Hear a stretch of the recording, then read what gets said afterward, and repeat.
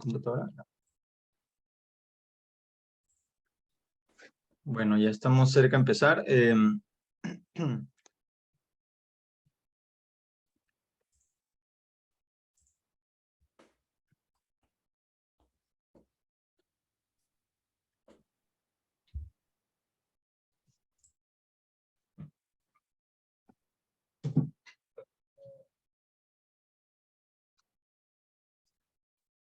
Ya vamos empezando, creo, para ir ganando tiempo. ¿Qué tal? Buenas.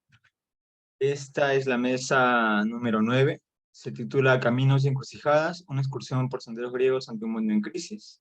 Bueno, la fundamentación de esta temática, pues, se decanta por analizar la antigua sabiduría griega, su puesta en práctica durante periodos críticos y su desarrollo como colectivo. Y veremos que precisamente en tales contextos se observa el espíritu heleno, ¿no? Y cómo este se fue forjando. Los ponentes aquí somos parte del Círculo de Estudios NUME, perteneciente a la Universidad Nacional Mayor de San Marcos. Y pues el orden de exposición será el siguiente. Empezaré yo, el anfitrión, Max Espíritu, luego irá el profesor Fernando Muñoz, posteriormente Félix Banco y al último estará Kevin Quispe. Bueno, el Círculo de Estudios Numen es un círculo que se fundó en el 2015 y tiene pues ya varios años obviamente funcionando. Ha realizado muchísimas, ha organizado ponencias, ¿no? Y también actualmente varios de sus miembros están pues teniendo diferentes emprendimientos. Nos dedicamos principalmente al estudio de lo tradicional, a las religiones, ¿no? Y una crítica al mundo contemporáneo, principalmente. Bueno, en todo caso ahora me toca presentar a mí. Bueno, me toca presentarme primeramente. Soy Max Espíritu, soy egresado y titulado en Filosofía por San Marcos. Anteriormente también titulado por la Universidad Nacional del Callao. Actualmente me encuentro haciendo un máster en la Universidad de Hamburgo, acá en Alemania. Y pues estoy trabajando varios proyectos en filosofía antigua, ¿no? Bueno, eso creo que será una simple presentación y voy a empezar compartiendo pantalla. A ver, me dicen si se puede ver. ¿Todo en orden, verdad? Sí, perfecto. Ya. Vale, entonces empezamos de una vez. Ya. Esto es la sentencias frente al caos, es el título de mi ponencia, la expresión de los 7 sabios como paradigma de sensatez. Bueno, déjenme empezar con esta cita de la antología palatina, ¿no? Dice así lo siguiente, dice, de los 7 sabios, Cleóbulo, lindos te dio la luz, reclama por su cuenta la tierra de Sísifo a Periandro como suyo, Mitilene a Pítaco, Priene a Brías, Mileto a Tales, excelso soporte de justicia, Esparta a Quilón, la tierra de los Eprocios a Solón, todos ellos guardiantes de brillante prudencia, ¿no? Bueno, la cita que inicia esta nueva incursión, nueva entre comillas, por los antiguos senderos griegos, resume los principales temas que trataremos en esta exposición. Pasaremos a hablar del caos y la confusión a las palabras y la sensatez, ¿no? Para tal efectos nos detendremos en una Grecia en problemas, una Grecia que de no ser por sus guardianes de brillante prudencia, hubiera caído en el mar y el abismo del sinsentido que acecha siempre a toda cultura, ¿no? Bueno, precisamente por ello la palabra de los 7 sabios nos hablará, pues tal logos, dirigido a todo ciudadano, está encaminado a recordarnos asuntos que ya sabemos o que deberíamos saber. Bueno, y la pertinencia de esto es porque actualmente estamos en un mundo en el que es fácilmente perderse, ¿no? Pues hay un desorden masivo. Frente a este contexto, nuestro deber debería ser pues meditar sobre este escenario y desempeñar el mejor papel posible, ¿no? Bueno, empecemos entonces con el caos. El caos, pues empecemos por Hesiodo, ¿no? En su teogonía. Él dice, en el principio existió el caos. Bueno, del caos, recordemos, surgen Erebo, oscuridad, Nix, la noche, y de la unión de ambos surgen Éter, la luz, y Gémera, el día, ¿no? La mitología griega, como tantas otras, ubican al caos, en este caso un caos sagrado, ¿no? Y la oscuridad o la noche en el comienzo mismo de lo existente, ¿no? La materia informe, que en potencia es luz y orden, se presenta en primer lugar como abismo, como grieta, como remolino, todo eso es caos, ¿no? Una negra boca abierta de par en par, una fisura, esto así lo define Salvador Paniker en su filosofía mística, ¿no? Y es más, él comentando esta cita dice, todos los seres provienen de un abismo inicial, un abismo bostezante, y va cobrando forma específica a través de un proceso de división. Por su parte, Andrea Marcolongo, como ven en esta cita, relaciona el caos también con confusión, ¿no? Este caso viene de confundere, es una palabra latina. Bueno, ella dice esto es fundir conjuntamente, mezclar, ¿no? Vocablo que nace de la unión del prefijo con y el verbo fundere, verter, y nos da esta idea, ¿no? De echar en un caldero ingredientes diversos totalmente a voluntad y hacerlos cocer durante horas y ver qué efecto tiene. Como improvisados alquimistas la existencia, dice ella, ¿no? Entonces el caos es un estado de confusión eh, con potencia a ser ordenado, ¿no? Esto es importante, con potencia a ser ordenado. La génesis de las diversas partes del mundo así lo reconocen. Por poner un ejemplo, recordemos pues que en el Antiguo Testamento bíblico también se hace una referencia a ello, ¿no? Y es más, en el manuscrito andino de Guarochirí también empieza de una forma similar. Y bueno, y sumando a esto y tomando la cita de los alquimistas, ellos también reconocen que para lograr el opus magnum se tiene que pasar primero por la putrefacción. Bueno, en suma, para llegar a la luz hay que transitar la oscuridad. O sea, el caos es condición del orden. Y solo en el equilibrio de ambas fuerzas se producen las cosas, ¿no? Bueno, ya que hemos visto la necesidad del caos a un nivel metafísico, ahora vamos al colectivo humano. Bueno, el colectivo humano, ¿qué pasa ahí? Una sociedad que se mantenga constantemente en estado de confusión está destinada a colapsar, ¿no? Pues no habría ningún criterio de convivencia y este grupo se disolvería, ¿no? Igualmente, por su lado, un grupo perpetuamente ordenado sería un grupo, un colectivo en represión enfermiza. La propia naturaleza de las cosas impide que así sea. Sin embargo, esto no quita que se haya intentado hacer. Bueno, en todo caso, una sociedad necesita pues, encontrar equilibrio, una tensión adecuada entre el caos y el orden para poder avanzar. Bueno, hablando en términos históricos, la Grecia del siglo VI a.C. vivió un particular estado de confusión, ¿no? En el paso del siglo VII en adelante, académicos como Jean-Pierre Bernard, García Gual y Eugenio Selkes describen problemas que tuvo toda Grecia, ¿no? Problemas de convivencia principalmente, ¿no? Porque las relaciones sociales estaban fracturadas, había un interés desmedido por las riquezas y por ostentar las riquezas, actos de injusticia, impiedad. Es decir, la hibris estaba pues en toda Grecia, ¿no? Se apoderaba de todo ese colectivo. Razones para esto, nos dicen los estudiosos, fue el contacto, bueno, la retoma de contacto de Grecia con Oriente, el incremento de comercio y la falta de escrúpulos de los aristócratas griegos frente a las novedades que desembarcaban en sus tierras. Bueno, precisamente ante esta falta de control, que pone en peligro pues toda Grecia, surgen estos 7 sabios, ¿no?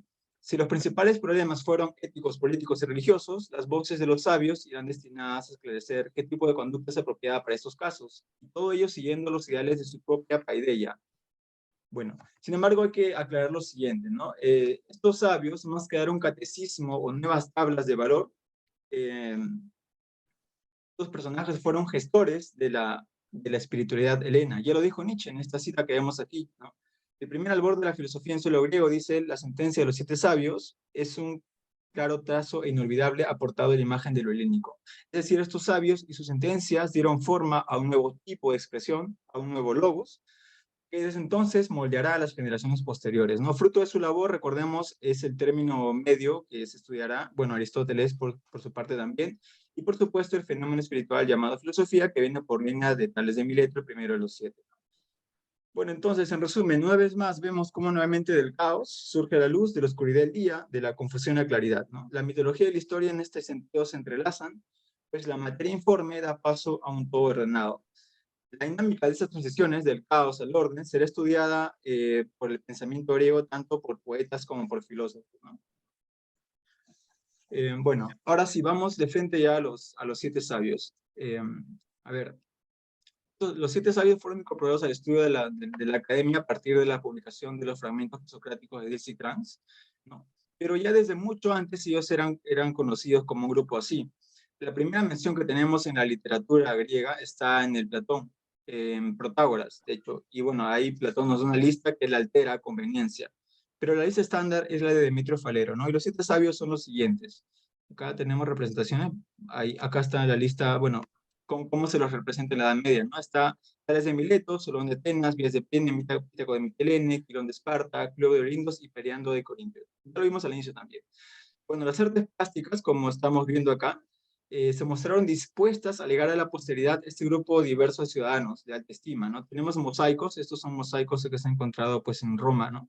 Que los representan siempre, y esto es importante, siempre en confraternidad, ¿no? En la literatura también se los representa siempre en confraternidad, en conjunto y en armonía.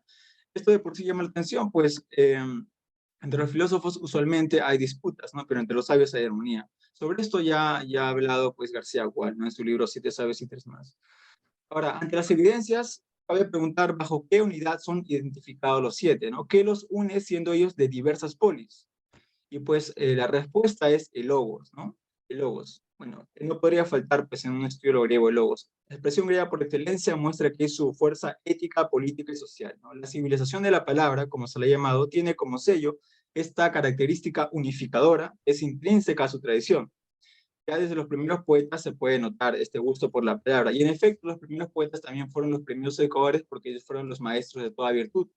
El hecho de que en esta época de caos el logos de los poetas no haya tenido efecto no desmerece para nada su labor. Es más, ¿no? Si los poetas enseñaron algo a los griegos, es escuchar al mejor, ¿no? Entonces, por eso también el mensaje de los griegos, de los siete sabios, pudo calar, ¿no?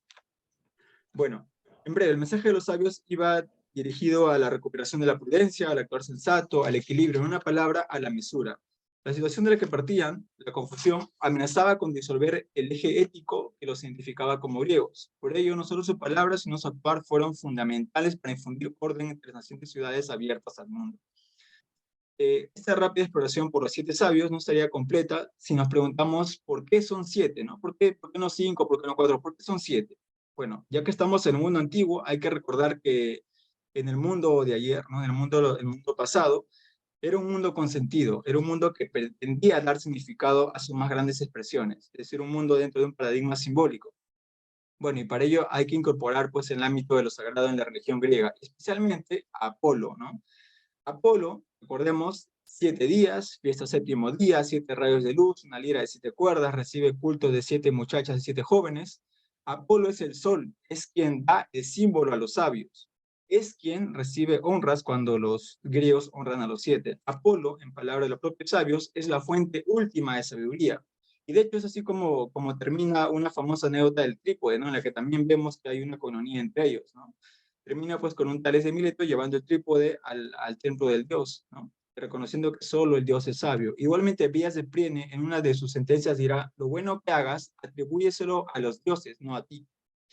Bueno, en efecto, los primeros a tener en cuenta esas recomendaciones fueron los siete sabios, cuyas dos famosas sentencias, nada en exceso y conócete a ti mismo, fueron puestas en la entrada al templo del dios Apolo. De hecho, acá las tenemos. Ahora hablamos sobre las sentencias y ya vamos terminando también. Bueno, en todas partes del mundo han surgido sentencias, ¿no? Con distintos nombres, se los conoce con distintos nombres, pero siempre han aparecido. Unos los llaman pues refranes, paremias, dichos. Bueno, el asunto está en que el ser humano le gusta expresarse con brevedad, pero no cualquier tipo de brevedad, sino una brevedad que rime, ¿no? Que tenga cadencia para que pueda ser fácilmente transmitible. Bueno, en la época de los siete sabios era una época más de oralidad que de escritura, y de hecho su sabiduría también era así, ¿no? Y sus sentencias obviamente también tenían esta característica, ¿no? Sabemos que eran poetas, todos ellos cultivaban la poesía y también la ejercitaban constantemente. Sabemos que fueron activos en cuanto a política, unos ocuparon puestos importantes, también en el orden legal, unos crearon leyes y todo esto. Bueno, y por último, las fuentes visuales y escritas revelan que fueron reconocidos por la virtud que cada uno de ellos reflejaba, ¿no? Todos estos factores se muestran en sus sentencias, que al igual que ellos son logos en acción, pero un logos breve, cadente y profundo, ¿no? Son fondo y forma, son ética y estética unidos en uno, ¿no? Bueno, la brevedad del sentido práctico, la brevedad refleja el sentido práctico de sus palabras, la cadencia permite memorizar su mensaje y la profundidad es un reflejo de su carácter, ¿no? De su ética. Bueno, con eso en mente pasemos a revisar los temas de las sentencias, ¿no? Y un rápido análisis de ellas. Bueno, respecto a los temas, la modernidad, bueno, actualmente conozco dos personas que han hecho esto, ¿no? La profesora Annalise Persauch, que tiene una categoría de 7, también ella incorpora 7 apartados en los que se pueden ubicar las más de 124 sentencias que hay. Por su parte, el académico Johannes Engels prefiere solamente 3 apartados, ¿no? Pero ya en la misma antigüedad, Platón mismo reconocía que todo el mensaje de los 7 sabios se puede resumir en estas 2 sentencias que ven aquí, ¿no? El nada en exceso y el conócete a ti mismo. Ahora, como ya dijimos, el templo de Apolo recogió precisamente estas sentencias que hacen referencia a este consejo, pero en el templo de Apolo también había una famosa E, esa E que ven acá abajo, esa famosa E. Sobre esta E se han dedicado a estudiar principalmente Plutarco y Ananda Kumaraswamy, ¿no? Que tiene un estudio también que se llama así. Ellos se detienen a investigar esta enigmática E y bueno, ellos dicen, ¿no? En este estudio que este famoso conoce a ti mismo sería más una suerte de saludo del dios al mortal, ¿no? Más que una pauta del comportamiento. Y la E sería la respuesta que se le da.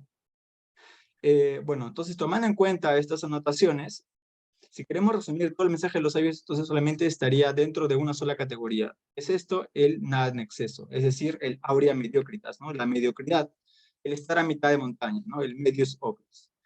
Bueno, finalmente pasemos, ya estamos acabando, a analizar, no obviamente todas, pero sí una característica importante de los sabios es que haciendo un análisis filológico, bueno, he encontrado que hay 2 términos que prefieren ellos. El primero es cacos. Cacos, recordemos, es lo feo, todo lo que es feo y todo lo que es malo.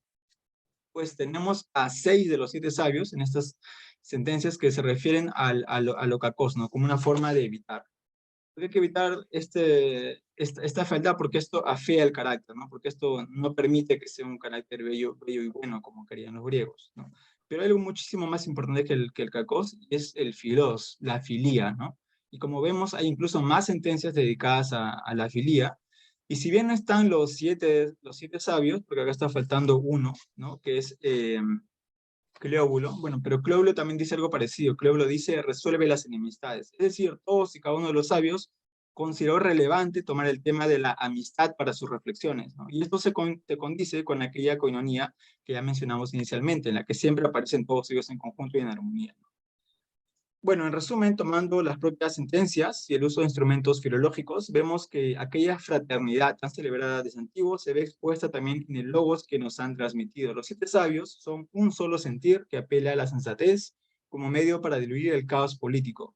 Por otro lado, el cultivo de la amistad surge también como un llamado implícito ante situaciones convulsas. El ejemplo griego y su manera de enfrentar al inevitable caos con la sabiduría de la mesura será siempre la forma de sobrellevar situaciones parecidas.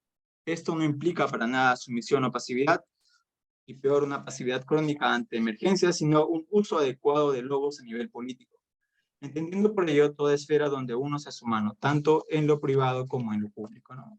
Y acá están las referencias, algunos estudios que he tomado para hacer esta presentación. Bueno, eso sería todo por mi parte. Y ya voy cerrando esta sesión. Vale. Pasemos Listo, ahora Max. con... ¿Sí?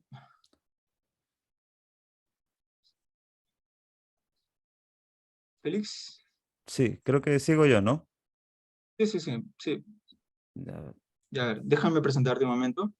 ok. A ver, Félix Manco Ramos egresó de la Escuela de Filosofía de la Universidad Nacional Mayor San Marcos, maestrando en Ciencia Política con estudios en Historia y Antropología de las Religiones. Se dedica a la docencia de la filosofía y psicología y se ha presentado como ponente en varios congresos y simposios sobre historia de la filosofía, especialmente filosofía antigua. Ujú. Bueno, Félix, ahí está. Listo, muchas gracias, Max. Bueno, buenos días con todos. Soy profesor Fernando, Kevin, también con los invitados, con los asistentes. Y bueno, hoy vamos a hablar un poco sobre el tema político religioso del pitagorismo. Y como tenemos 15 minutos, lo vamos a hacer así de manera muy somera, solamente dando algunos datos históricos y ahí dando algunas reflexiones acerca precisamente de cómo acaba la escuela pitagórica y posteriormente cómo luego van a ser perseguidos por distintos elementos políticos, sociales del mundo griego, ¿no? Por eso he titulado la ponencia Persecución contra pitagóricos, censura política y religiosa a un movimiento filosófico. Bueno, en qué sentido persecución contra los pitagóricos, ¿no? Bueno, en el sentido que efectivamente van a aparecer sectores de la sociedad crotoniana especialmente, ya en la última etapa del pitagorismo, que van a ir en contra de la secta pitagórica por distintos motivos. Y la cuestión está, y el debate actual está en cuáles son las causas, cuáles son los motivos por los cuales determinados grupos sociales van a ir en contra de esta escuela filosófica, ¿no? Algunos, digamos, buscan una justificación desde el campo metafísico, ¿no? Van en contra de la reencarnación del alma, ¿no? Ya que Pitágoras propone esa visión, digamos, trascendental del alma, ¿no? Donde de alguna manera luego de la muerte el alma reencarna en los animales, en la naturaleza y es parte de todo el ciclo vital, ¿no? Bueno, algunos van a ir en contra de eso, esa es una primera hipótesis. Otros dicen que más bien van en contra de su visión política, no tanto metafísica, psicológica, sino política, en el sentido que ellos proponían una vivencia utópica, o por lo menos que era imposible de realizar, ¿no? Una vivencia comunitaria de bienes compartidos, etcétera, ¿no? Esa es otra visión también, ¿no? Entonces, ir en contra de los pitagóricos no tanto por su metafísica, sino especialmente por su visión política y económica. Y claro, otra vertiente también es aquella que va por el aspecto más científico, matemático, astronómico o astrológico, ¿no? También, y esto va en sintonía con la crítica que le hace Aristóteles al pitagorismo, ¿no? Y que también Heidegger va a comentar en los fundamentos de filosofía antigua, ¿no? Especialmente la cuestión astronómica y matemática va a ser perjudicial para algunos elementos sociales del mundo griego y también por eso van a ir en contra de los futuros o post-pitagóricos, ¿no? Luego de la muerte de Pitágoras. Entonces hay un debate, ¿no? ¿Cuál es la razón principal? ¿Es una razón más religiosa, espiritual? ¿Es una cuestión más política o es una cuestión más científica? Bueno, desde mi perspectiva son las tres juntas, ¿no? Los estudiosos de este tema, digamos, debaten acerca de esa perspectiva. Sin embargo, a mi parecer, están los tres unidos, ¿no? Podríamos llamarlo en orden, sí, ¿no? Al comienzo parece ser una cuestión política más que metafísica, ¿no? Pero luego ya posteriormente sí va a tener una connotación filosófica, científica, metafísica en contra ya de la secta pitagórica. Pero al comienzo parece ser una cuestión meramente política, personal, ¿no? Y ahí vamos a hablar sobre eso. Entonces, primero, algunas características generales que nosotros ya conocemos de la escuela pitagórica. Yo he colocado ahí la pintura de Fyodor Bronikov, los pitagóricos celebran el amanecer, ¿no? O los pitagóricos celebrando al sol, donde efectivamente vemos una imagen representativa de la forma de vida pitagórica, ¿no? Recordemos que se habla de un bios pitagóricos, en el sentido de que es un estilo de vida, es una forma de vida peculiar que empieza a aparecer en el mundo griego.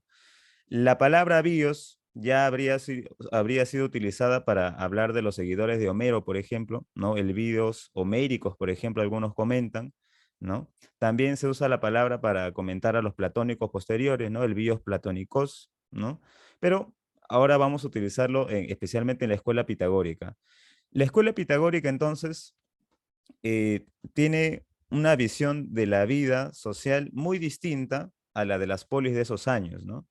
Recordemos que las polis griegas estaban sintonizadas a un aspecto místico religioso, ¿no? Donde ya Walter Burger habla precisamente de las raíces carnívoras, de los misterios en el mundo griego y que están ligados precisamente a las festividades de las ciudades, de las polis, ¿no? Entonces vemos cómo las polis que están sintonizadas con la religión tienen una vertiente que va a ir en contra del pitagorismo, ¿no? O por lo menos el pitagorismo va en contra de ello, porque los misterios estaban ligados al sacrificio de animales. En el caso del pitagorismo, ellos más bien van a ir en contra de esa visión ritualística, ¿no? Ellos van a censurar el consumo de animales, el consumo de carne y van a proponer otra ritualidad con inciensos, con música, ¿no? E incluso con la práctica de la matemática, ¿no? Entonces, claro, hay esta contraposición a nivel matemático primero y ya va a pasar a nivel astronómico, metafísico también, ¿no?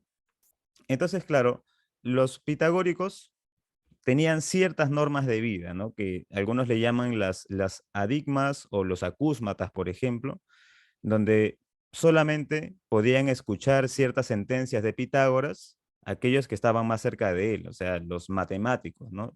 Los esotéricos o los pitagóricos, ¿no? Hay distintas denominaciones para hablar de los que están dentro ya de la secta pitagórica. Sin embargo, los que están afuera, que pueden llamarse los exotéricos o los acúsmatas, ¿no? O los pitagoristas, ellos, digamos, no conocían los misterios dentro de la escuela, ¿no? Que eran misterios algunos comentan astronómicos, matemáticos, ¿no? Y también míticos, mistéricos, ¿no? De todo. Era una mezcla interesante que había realizado Pitágoras, ¿no? Luego de su aprendizaje por todas las ciudades de Grecia y también por Oriente. Entonces, esta comunidad estaba completamente jerarquizada. Podríamos dividir en dos grupos principales, como les digo, la parte esotérica, la parte exotérica.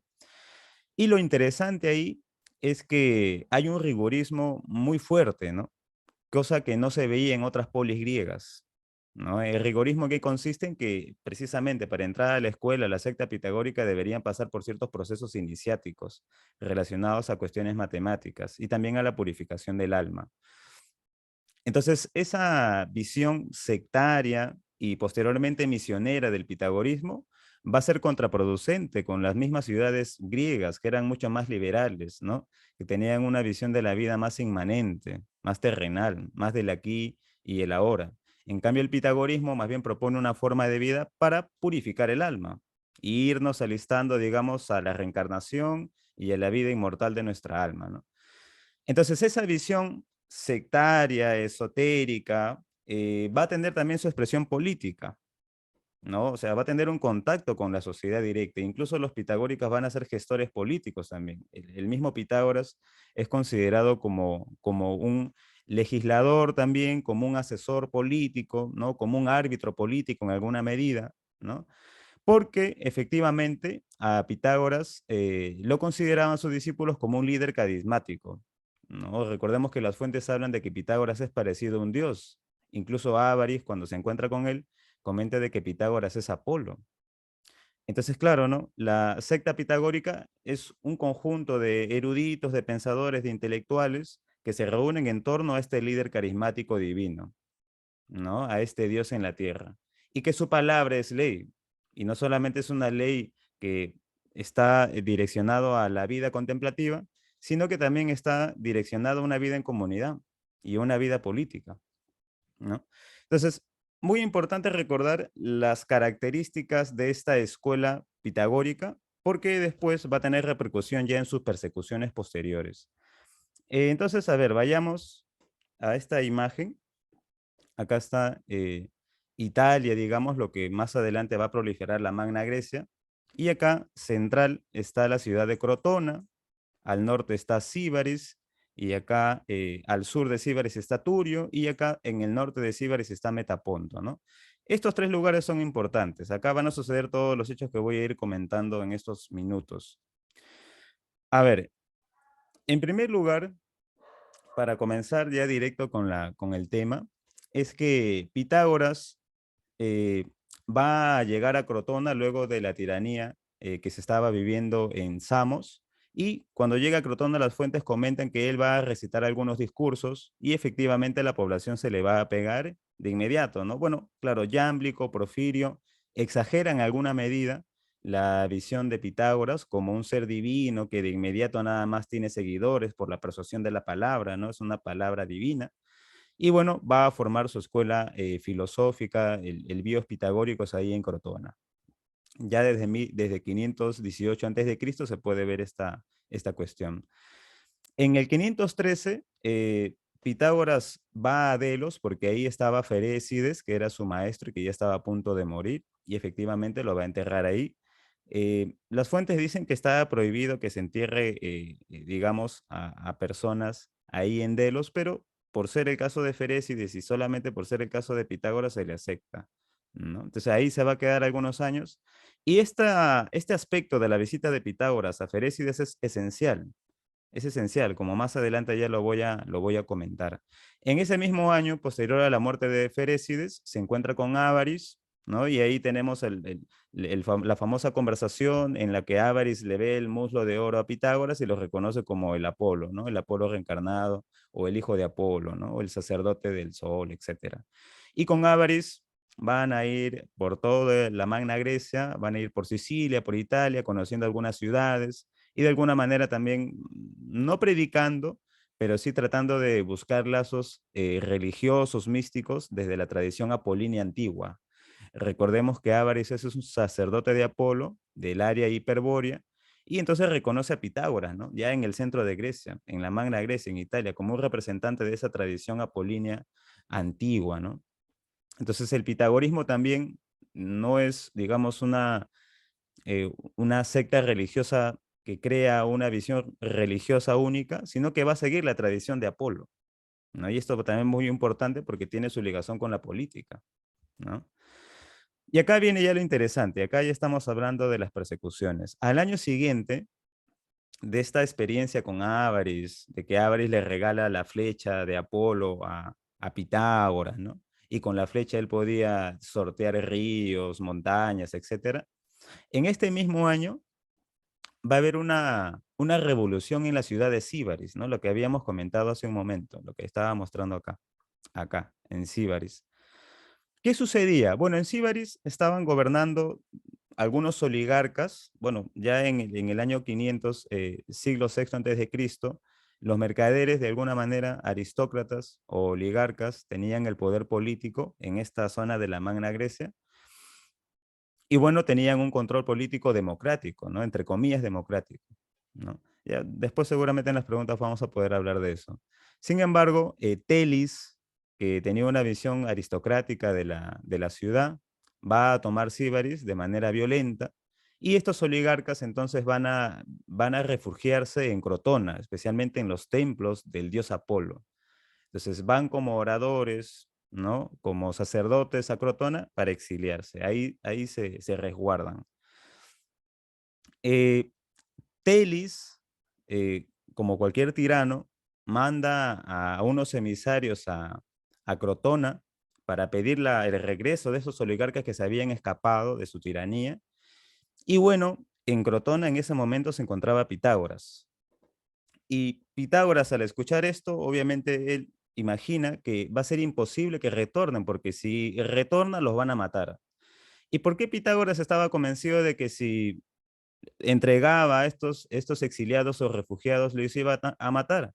Porque ya anteriormente, aproximadamente 2 o 3 años antes, entre el 515 por ahí, esto no se tiene ciencia cierta, pero por lo menos los estudiosos ya lo están confirmando, y por lo menos en Yámblico se expresa claramente, solamente que no hay hechos históricos, que los pitagóricos de Crotona estaban teniendo una actividad misionera, ¿no? De sus creencias religiosas, esotéricas y filosóficas, por toda la Magna Grecia, por Italia. Y cuando habrían llegado a Síbaris, eh, los habrían matado a 2 de sus discípulos, ¿no? No se sabe cuáles son las causas de esa muerte, etcétera, ¿no? Los estudiosos dicen obviamente que era porque tenían una visión misionera muy drástica, muy rígida, y los ciudadanos de Síbaris, que estaban más ligados a la vida buena, a la vida placentera, no estaban en contra de esa posición pitagórica, y en algún conflicto social habrían salido asesinados. Entonces Pitágoras decide proteger a los exiliados, ¿no? No devolverlos, porque si a los pitagóricos los han matado, a estos sacerdotes también lo podrían matar. Y además, obviamente, Pitágoras defendía la vida, ¿no? Recordemos que él estaba en contra del aborto, en contra del asesinato de animales y obviamente también en contra del asesinato de hombres, ¿no? Entonces va a proteger a estos sibaritas oligarcas en contra del tirano Telis. ¿Mm? Y esa cuestión del asesinato de algunos pitagóricos en Síbaris es central, porque prefigura ya cierta persecución contra pitagóricos, ¿no? Y esta primera configuración va en torno a su vida ascética, monástica, espiritual, a la idea de la reencarnación del alma, a la idea de una vida trascendente, apolínea, ¿no? Apolínea. Entonces, en el caso de los sibaritas, estaban en contra de eso. Entonces, podríamos decir que las persecuciones en contra de Pitágoras se inician así, desde una temática religiosa, política, ¿no?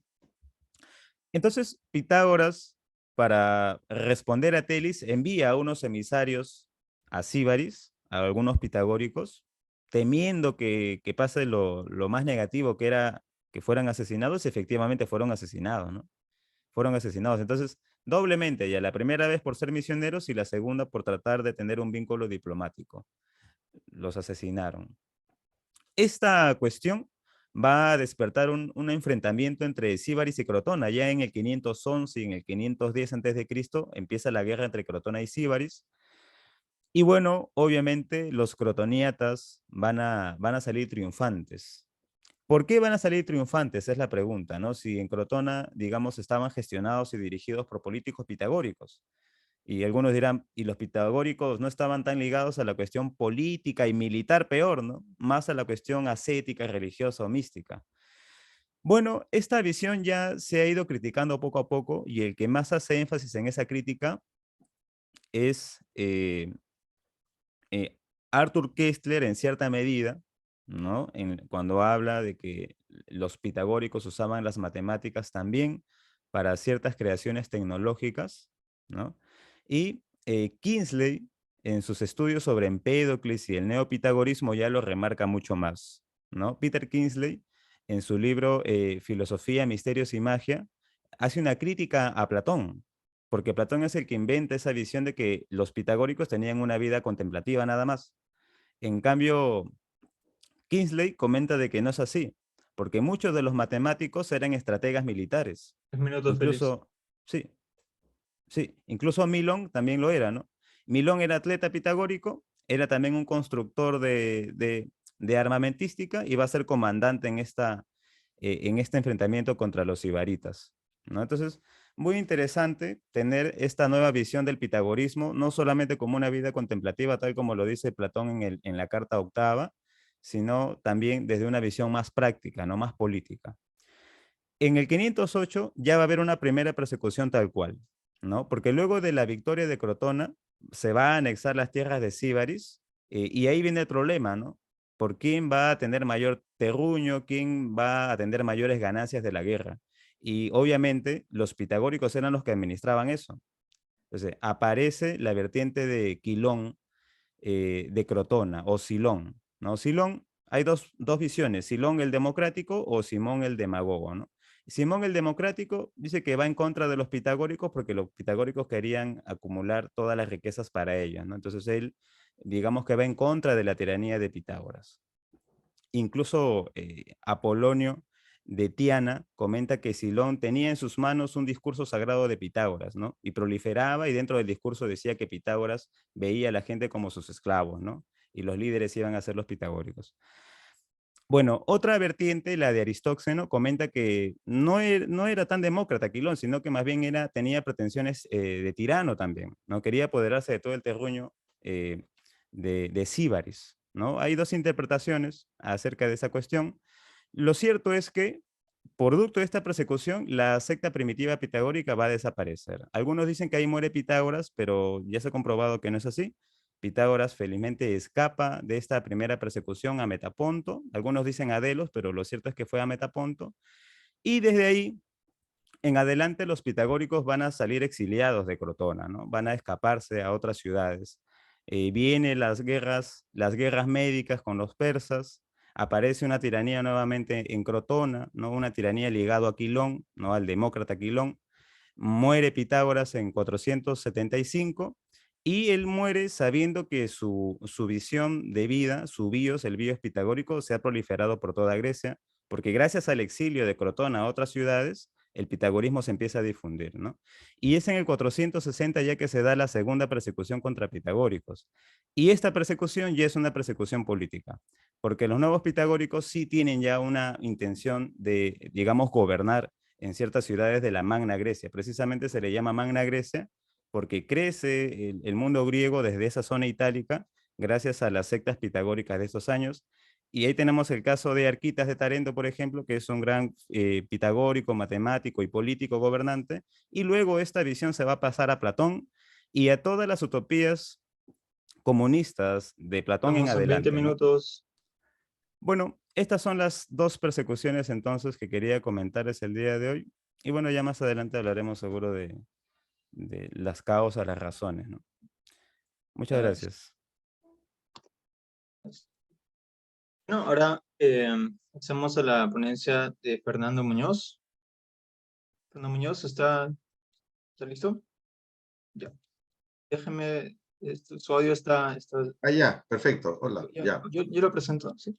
Bueno, Fernando Muñoz, docente de la de Filosofía de la Facultad de Letras de la Universidad Nacional Mayor de San Marcos, dicta filosofía antigua y contemporánea, ha publicado un libro dedicado a Sócrates titulado Sócrates, Máscara de Platón, y tiene en prensa otro dedicado a Diógenes, es el auténtico cínico, ¿no? Y además ha escrito diversos artículos.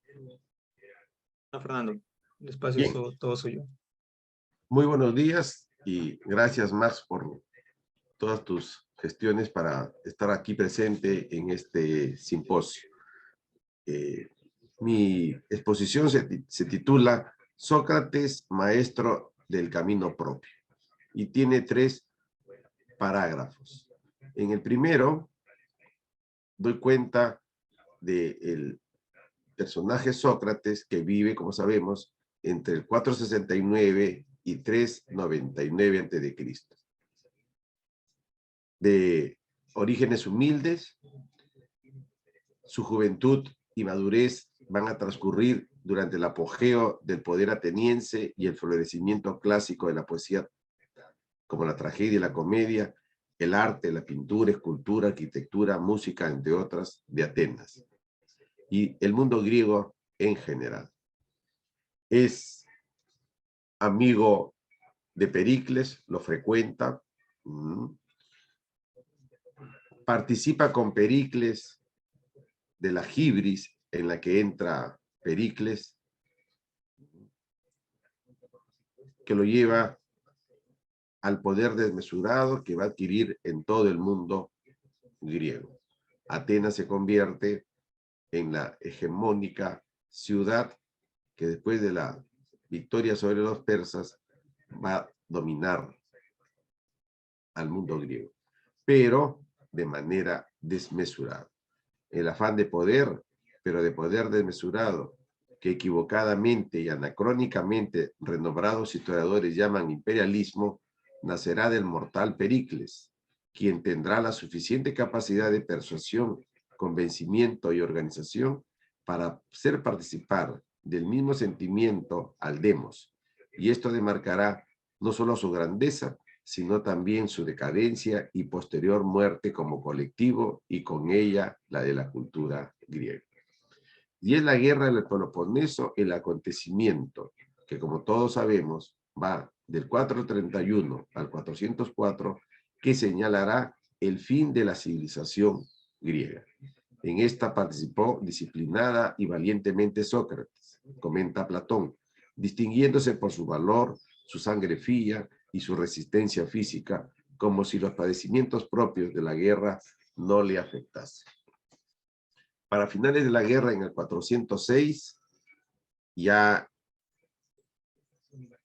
Atenas y el mundo griego vive pues en pleno caos, desorden, como comentaba Max en su ponencia.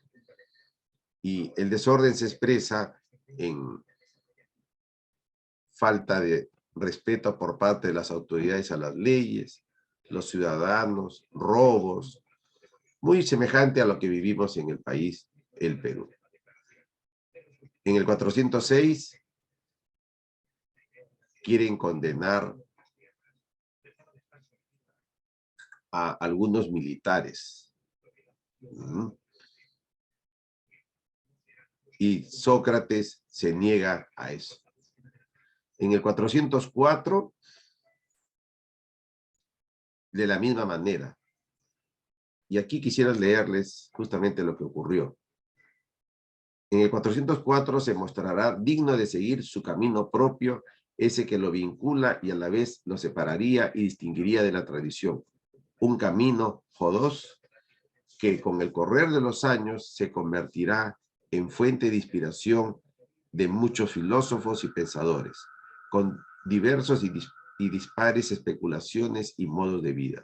Sócrates, o el personaje literario de Platón, desde esta perspectiva, sería como un inmenso y enrevesado vío de hilo del que irán jalando diversos pensadores y filósofos, coloreándolo de variados tonos y matices en el transcurso de la historia, para terminar por constituir el tejido extenso, multicolor, destellante, hermoso y fascinante que es la filosofía.